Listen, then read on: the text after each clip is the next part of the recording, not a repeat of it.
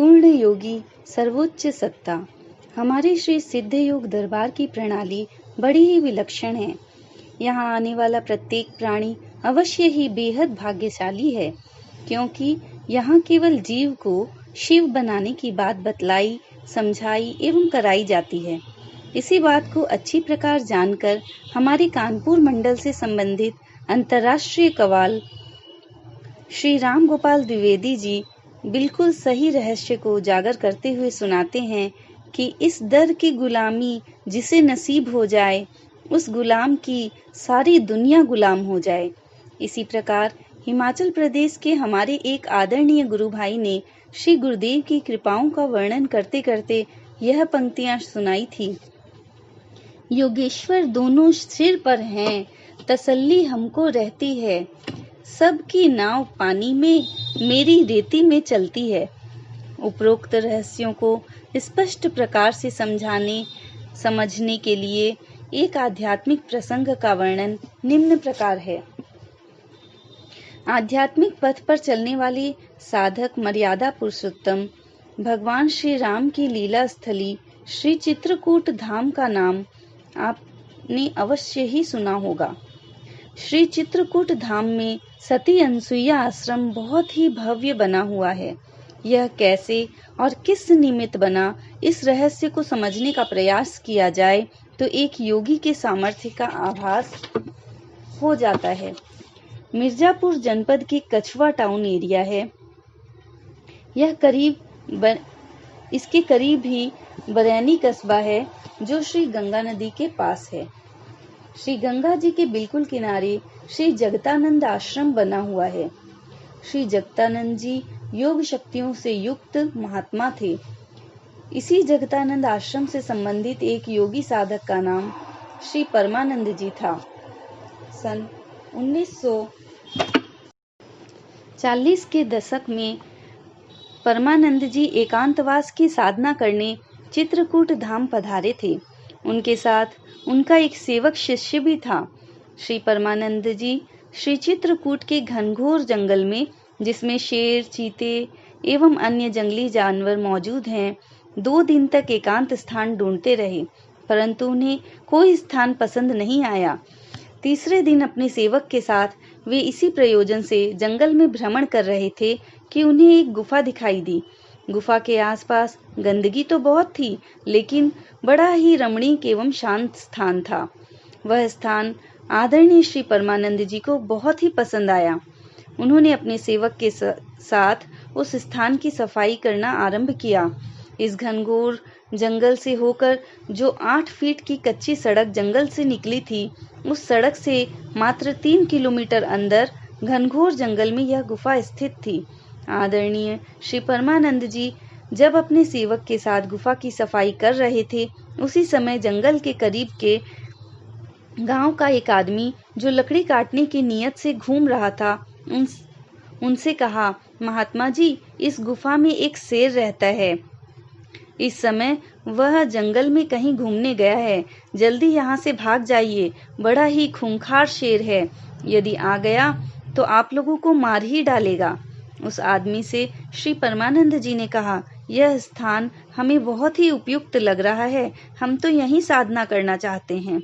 उस आदमी ने कहा, यदि मरना ही चाहते हो तो जैसा चाहते हो वैसा करो, हम तो आप लोगों को वास्तविकता बतला रहे हैं, अब हम जा रहे हैं। यह कहकर वह लकड़ी काटने वाला चला गया। आदरणीय परमानंद जी प्रातः लगभग 9 बजे से सफाई में लगे थे एवं अपराह्न 2 बजे तक सफाई हो पाई। शेर की गुफा के भीतर और आसपास होगा ही क्या, कूड़ा करकट के साथ मृत्यु प्राप्त प्राणियों के शरीर की हड्डियां थी। सफाई कार्य के बाद श्री परमानंद जी ने सेवक से गोबर मंगवाया एवं गुफा के अंदर और बाहर की कुछ जमीन पर गोबर को लिपवाया। शेर की गुफा में प्रवेश का द्वार पहाड़ी पर मात्र 1 फीट धरातल से ऊंचाई पर था, परंतु तत्काल बाद पहाड़ी लगभग 10 फीट ऊंची हो गई थी एवं उनके बाद ऊंची नीची जमीन थी। अपराह्न करीब 4 बजे का समय हो रहा होगा जब श्री परमानंद जी एवं उनका सेवक कार्य समाप्त कर आराम करने की नियत से जमीन पर बैठे थे। इसी समय उस गुफा में निवास करने वाला शेर दहाड़ते हुए आ गया। वह श्री परमानंद जी से मात्र 10-12 फीट की दूरी पर था एवं क्रोध भरी लाल आंखों से देख रहा था। शेर को इस हाल में देख सेवक दौड़कर श्री परमानंद जी के पीछे बैठ गया, परंतु परमानंद जी बिल्कुल शांत भाव से रहते हुए उसे बोले, जैसे किसी मानव शरीरधारी से बोला जाता है। उन्होंने कहा, वनराज, आप तो जंगल के राजा हैं, संपूर्ण जंगल आपके अधीन है। आप तो जंगल में कहीं भी अपना स्थान बना लोगे, परंतु मैं ऐसा करने में असमर्थ हूँ। मुझे साधना करनी है और यह स्थान हमें बहुत ही उत्तम लग रहा है, अतः अपना रहने का स्थान कहीं और बना लेवे। हिंसक खूंखार जानवर शेर ने आदरणीय श्री परमानंद जी को की बातों को बड़े ही गौर से सुना एवं आज्ञाकारी शिष्य की तरह सिर झुकाकर उनकी बातों को स्वीकारते हुए सामान्य गति से चला गया।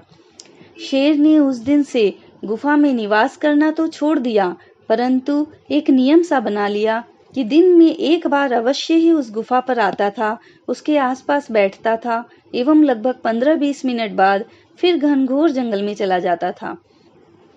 यह शेर का दैनिक नियम बन गया। उस समय इस जिले में, जिसमें श्री चित्रकूट धाम स्थित है, एसएसपी कोई ठाकुर राजपूत साहब थे। वे जमींदार परिवार के थे एवं हिंसक जंतुओं, शेर, चीता, भालू और जंगली सुअर इत्यादि का शिकार करना उनका शौक था। ये मध्य प्रदेश के किसी जमींदार राजसी परिवार से संबंधित थे।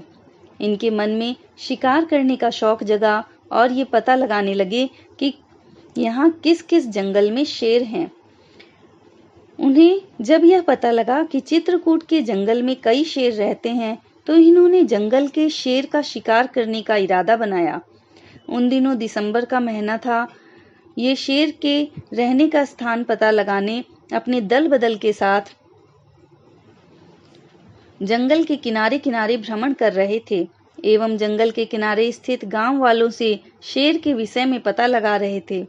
अपने इसी उद्देश्य की पूर्ति के लिए जब वे आदरणीय श्री परमानंद जी की साधना स्थली वाले क्षेत्र से गुजर रहे थे, एक गांववासी ने कहा कि यहाँ करीब में एक महात्मा एक शेर की गुफा में रहकर साधना कर रहे हैं।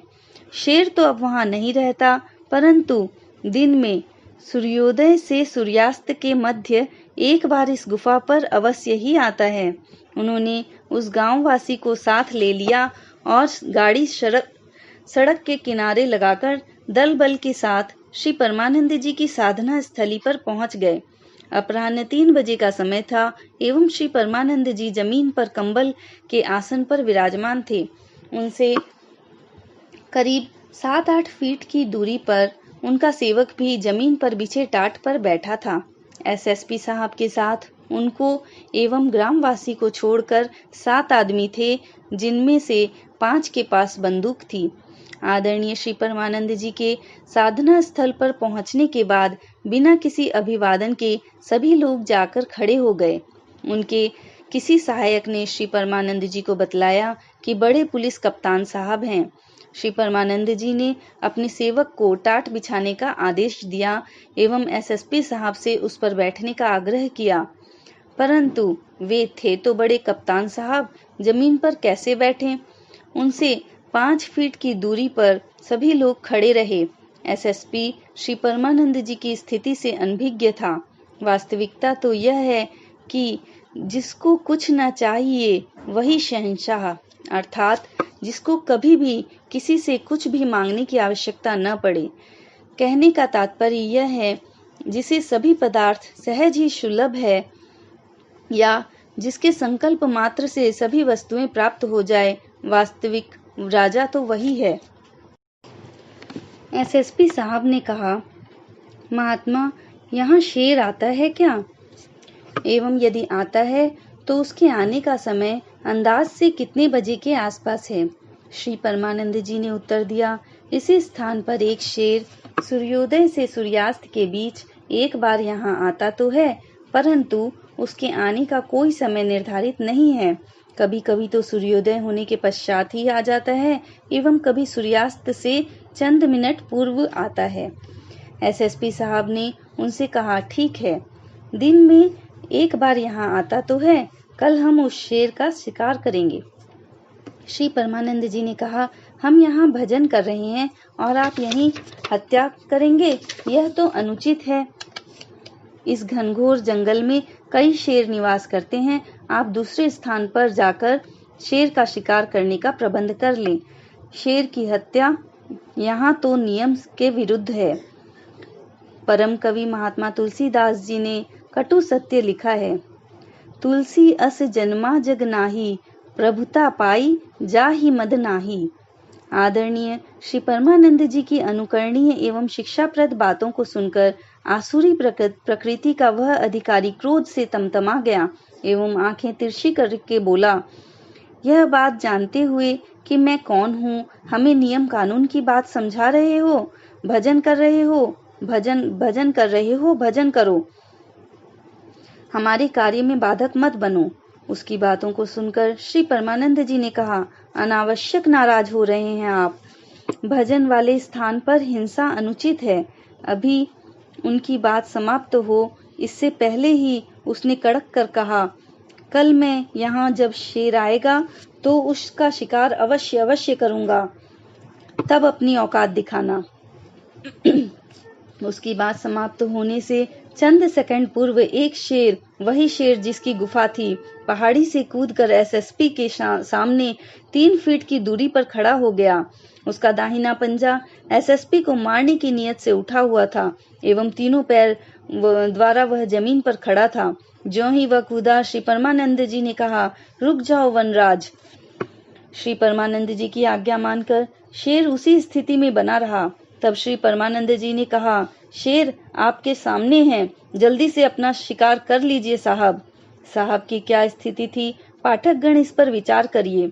श्री परमानंद जी की आज्ञा मानकर रुका हुआ शेर चंद सेकंड में अपने पंजों द्वारा उन्हें चीड़ फाड़ कर उनकी जीवन लीला समाप्त करने की मुद्रा में बिल्कुल सामने खड़ा है। उसका मुख खुला है, उसके नुकीले दांत एवं लपलपाती जीभ है। ऐसी स्थिति उपस्थित हो गई थी कि साहब को अपनी मृत्यु स्पष्ट दिखलाई दे रही थी। उनके साथ आए 7 आदमियों में से, जिनमें से 5 लोगों के पास गोलियों से भरी बंदूकें थी, शेर को देखते ही शरीर डर के कारण, भय के कारण कांपने से जमीन पर गिर चुकी थी। जाड़े के महीने में सभी लोग पसीने से तरबतर थे। एसएसपी के सामने तो शेर उनकी जान लेने के लिए तैयार खड़ा ही था। उनके मुख से कोई आवाज नहीं निकल रही थी। वे कुछ कहना भी चाहते थे, परंतु भयवश केवल हाँ हाँ हाँ ही कर पा रहे थे। इधर परमानंद जी ने दोबारा कहा, साहब, शेर के लिए कल दिन भर का इंतजार करना पड़ेगा। आज तो सामने खड़ा है, जल्दी शिकार कर लीजिए।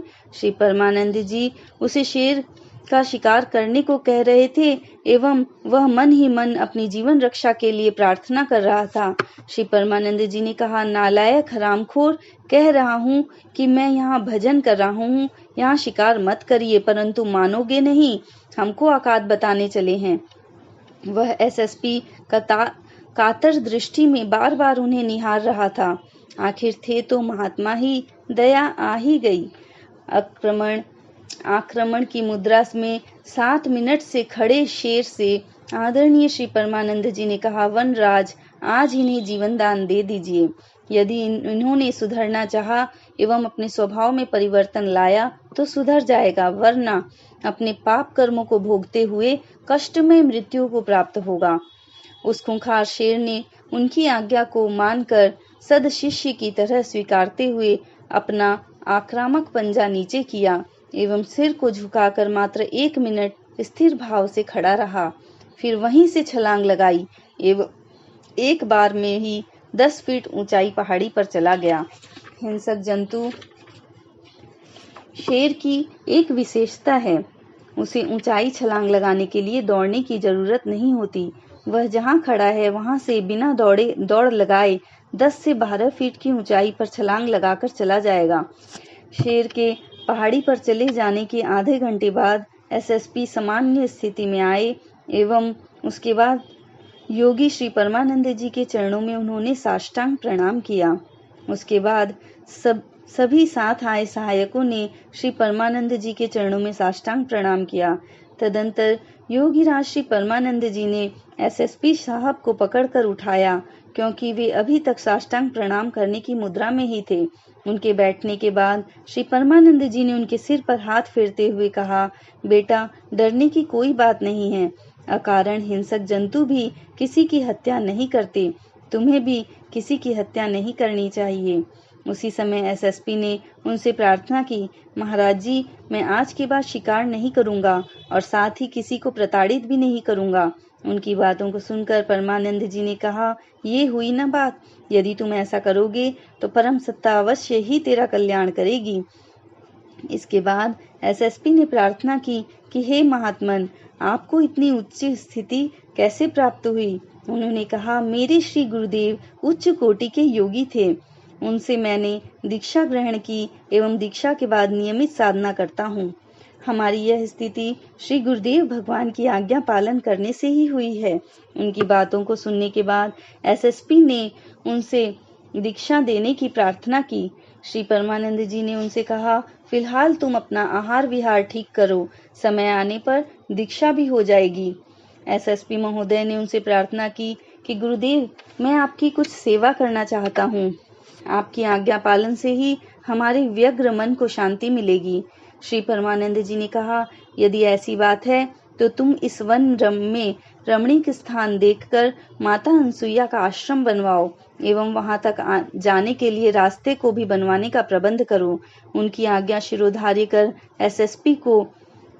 एसएसपी ने उनको साष्टांग प्रणाम किया एवं साथ ही उनके साथ गए सभी लोगों ने परमानंद जी के चरणों में प्रणाम निवेदित किया।